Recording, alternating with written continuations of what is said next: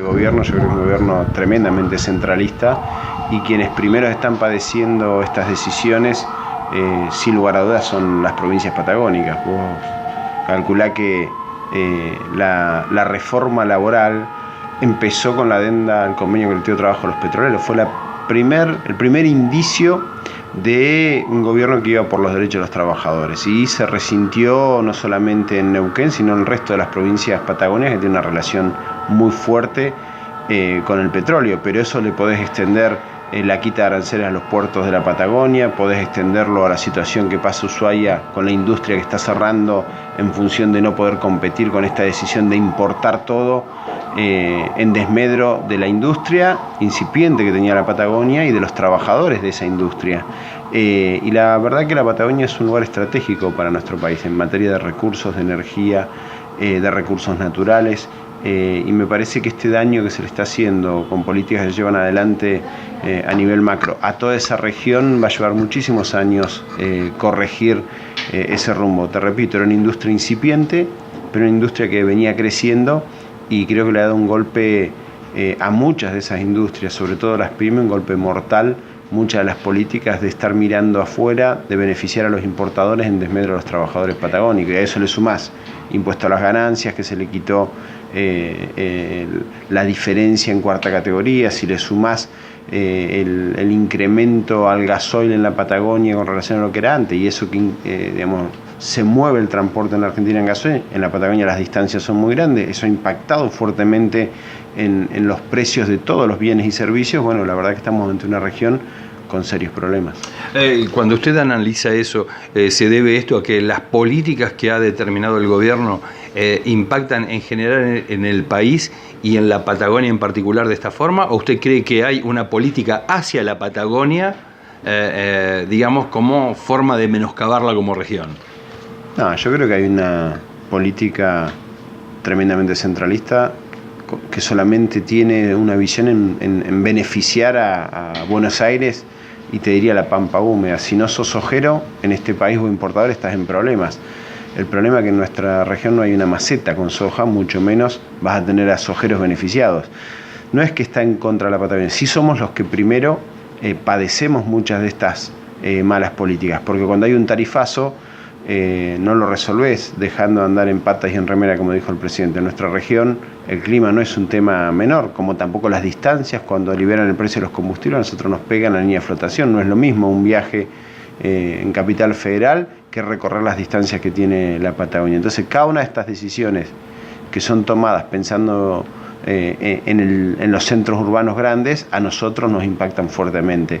Y es una realidad compartida. Nosotros vivimos regionalizados en la Patagonia y padecemos los tarifazos, padecemos la liberación del precio de los combustibles, padecemos esta decisión del presidente, pero impulsado por un ministro como Aranguren, que siempre que toma una decisión está más pensando en su empresa privada, en Shell, o a quien representaba antes, que en apostar a la industria nacional. Entonces, liberar el precio de los combustibles, liberar la posibilidad de las petroleras de importar crudo, eso es la quita de todo incentivo a la industria petrolera. Por eso hoy en la Patagonia lo que está pasando es que cae la producción de gas, cae la producción de petróleo, y las empresas lo que hacen es invertir lo mínimo posible para mantener las áreas. Pero eso en provincias como Neuquén, que tiene una fuerte relación y dependencia, así como hay provincias monocultivo o que tienen una relación con la soja, en nuestro caso es con el petróleo. Y la verdad que acá el único contento es los directivos de Shell, que han batido récord de produciendo menos, están ganando más. Y nos pasa, nosotros hemos hecho el análisis en las petroleras de Neuquén. Ha caído la producción y han ganado un 40% más. ¿Cómo se explica esto? Produciendo menos, ganan más. Y bueno, primero la adenda al convenio colectivo de trabajo de los petroleros, han metido la mano en el bolsillo a los petroleros, han bajado los salarios, han ajustado por ahí. Entonces una empresa produciendo menos que antes tiene una rentabilidad superior.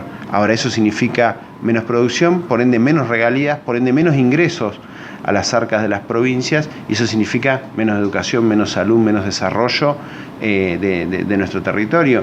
Y la verdad que hoy no la estamos pasando bien. Aranguren es un enemigo importante del desarrollo de la Patagonia, un enemigo muy grande en cuanto al desarrollo de nuestra provincia como Neuquén. La PIAP hoy está cerrada. la destilería de Plaza Único Cultural Co. este año va a estar cerrando, y sin embargo Shell está contento porque factura más.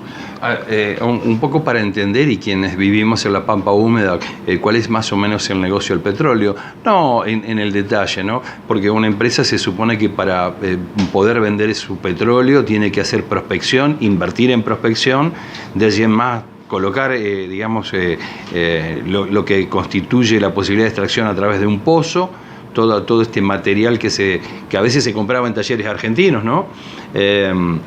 Y esto da que pensar de que solo para conservar el área, la empresa se queda dentro del área, pero importa crudo. Esto es lo que decía usted. Tal cual, hoy se ha habilitado a las empresas a hacer eso.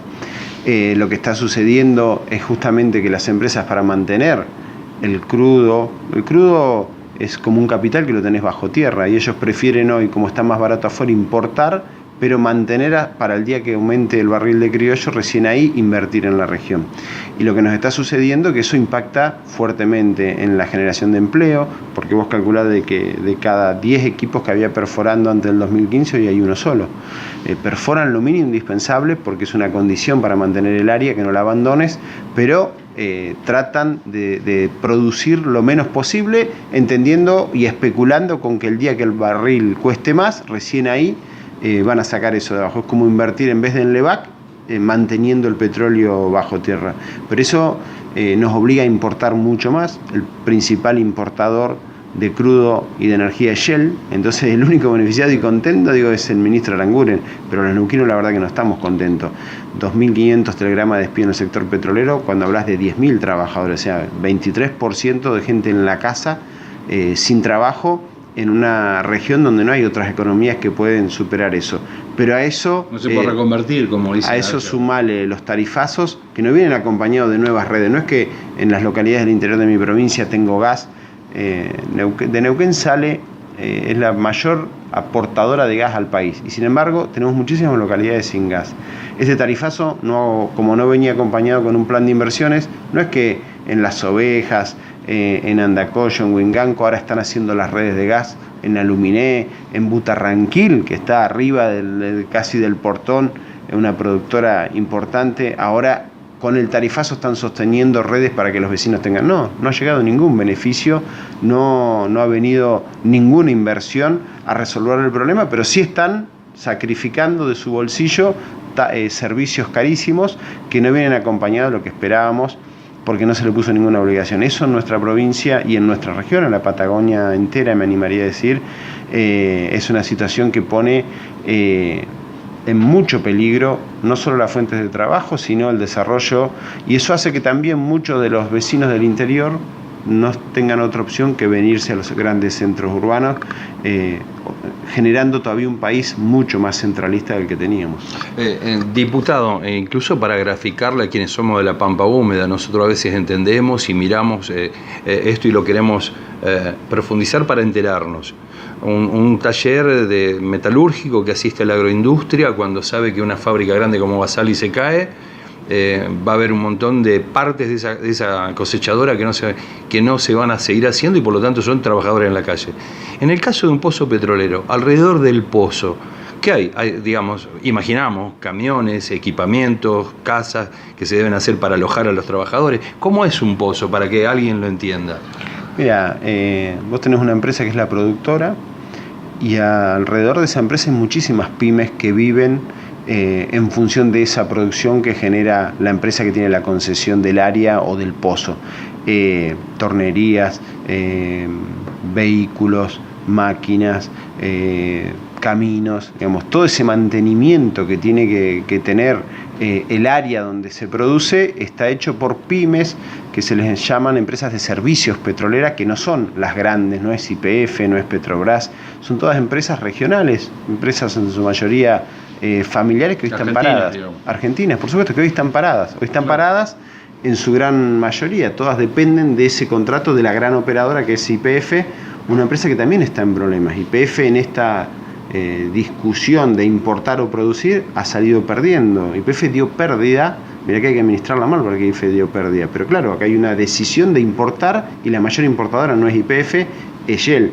Y la pérdida de YPF derrama en desocupación, en telegramas de despido a todas estas pymes que vivían de empresas de servicio hacia la gran productora o quien marcaba el rumbo en cuanto a la producción de gas y petróleo.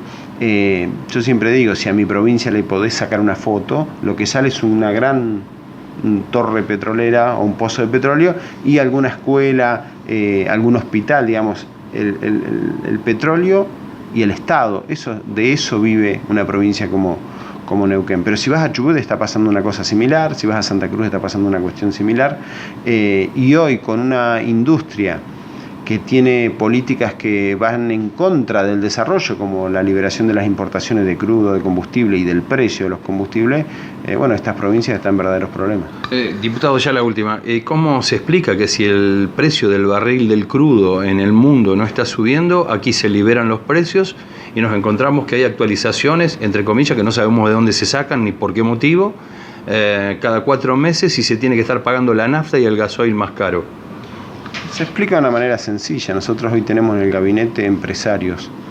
Si vos tenés un docente en un gabinete va a ser docencia. Si vos tenés empresarios va a ser negocios. Entonces, así como liberaron los precios de los remedios y Quintana está contento porque Pharmacity le va bárbaro, bueno, liberaron los precios de los combustibles y Aranguren está contento porque ayer le va bárbaro. Ahora, a lo que le va mal es a los abuelos que necesitan los remedios o en este caso a los argentinos que necesitan un combustible. Porque tal cual vos decís, mirando hacia afuera donde todo se supone ellos creen que es más barato y por eso es más fácil ir a comprarlo afuera.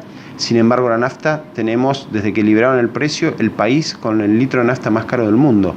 Eso no es una cucarda o algo que nos llene de orgullo, porque eso no es solamente el negocio que favorece en este caso a las comercializadoras de combustible, sino cómo encarece al resto de la economía que se mueve, si bien la base de la industria del país es el gas, que también tenemos un precio elevado, la verdad que en nuestra región donde las distancias son grandes, el impacto que tiene el combustible sobre el resto de los precios de bienes y servicios es realmente tremendo. Cuando acá hablas de un nivel de inflación alto, bueno, tenés que saber que en la Patagonia eso se va mucho más allá. La verdad que ha sido una pésima decisión haber liberado el precio de los combustibles. Las empresas comercializadoras se ponen de acuerdo entre ellas, no buscan ni hacen una competencia, distribuyen porque los argentinos necesitamos combustible para movernos, distribuyen las regiones y lo que hacen es ganar más a costa de un mayor sacrificio del contribuyente y en este caso del usuario. Todos estamos presos, no podés mover un vehículo si no le pones combustible. Y termino con esta. ¿Qué se puede hacer desde el Parlamento, desde la Cámara de Diputados, de senadores, más allá de que los gobernadores tendrán que hacer lo propio también, ¿no? ¿Cuál es la solución a esto? Bueno, yo creo que viene por una discusión sobre la visión que tiene este ministro de Energía que tenemos. Yo creo que hay que dejar de poner el país en función de los negocios de Shell y tratar de poner el país en movimiento donde tenemos que lograr una industria, un autoabastecimiento que nos permita no depender, tratar de importar cada vez menos energía y producir más. Eso va a significar una independencia al momento de tomar decisiones, pero además va a significar desarrollo, sobre todo en el interior del país. Yo creo que pasa por ahí. Hay que volver atrás con esta decisión de liberar el precio de los combustibles, hay que volver atrás con la decisión de permitir que importen todo el crudo que quieran. Digamos, son todas discusiones impulsadas que va a haber que ganar al ministro. Desde el Congreso podremos avanzar en leyes y ojalá podamos convencer a un presidente que está enamorado de esta visión de Aranguren, porque seguramente su entorno son todos importadores o gente que no apuesta a la industria local, tratar de convencerlo de que hay que apostar por lo nuestro.